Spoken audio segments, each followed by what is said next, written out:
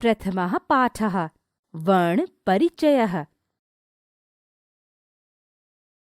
कुमार, आपस में बात करने के लिए हमें किस चीज की जरूरत होती है? भाषा। सही कहा। भाषा सीखने के लिए उसकी मूल इकाई का जानना जरूरी है। मूल इकाई मतलब?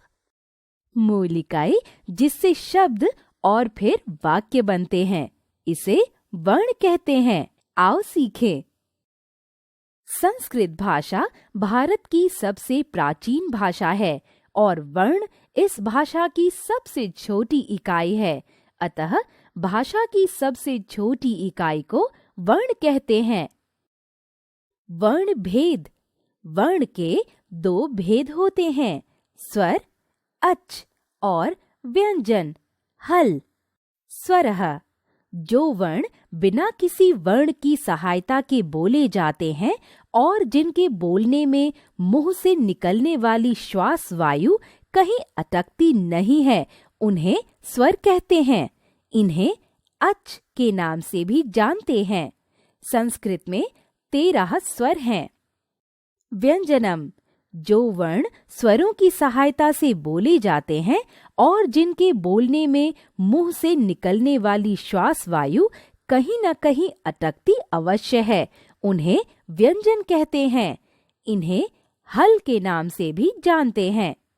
संस्कृत में 33 व्यंजन वर्ण हैं। वर्णमाला सभी स्वर और व्यंजन वर्णों के व्यवस्थित समूह को वर्णमाला कहते हैं। संस्कृत वर्णमाला इस प्रकार है। स्वरः अ आ इ ई उ ऊ रि रि ऋ ए ऐ ओ औ। व्यंजनम क वर्गः क ख ग घ ड़। च वर्गः च छ ज झ ञ।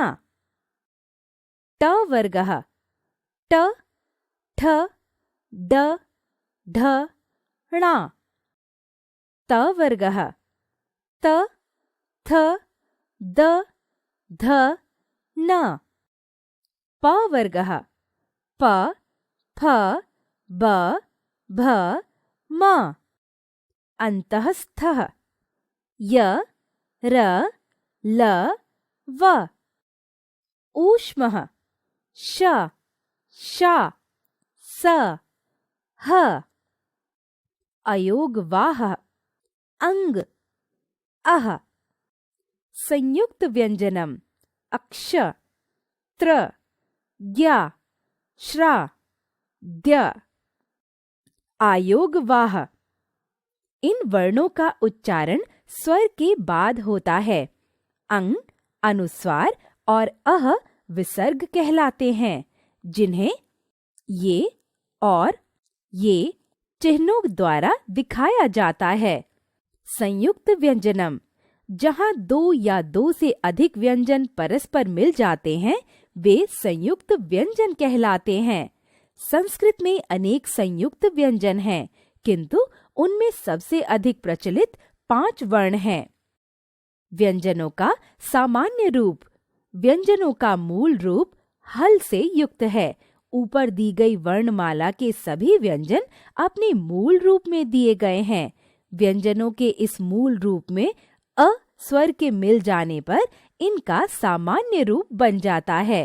इनके सामान्य रूप में हल नहीं लगा होता। क ख ग घ ड़ च छ ज आदि व्यंजनों का सामान्य रूप है। पाठ सारः वर्णों के संस्कृत रूप और वर्णमाला से परिचय कराना इस पाठ का मूल उद्देश्य है। व्याकरणम आजकल रि और लृ का प्रयोग सामान्यतः कम हो गया है।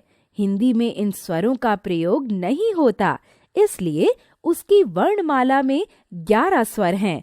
हिंदी और संस्कृत की वर्णमाला में अन्य स्वर व्यंजन एक समान ही हैं। संस्कृत व्यंजनों की संख्या 33 होती है।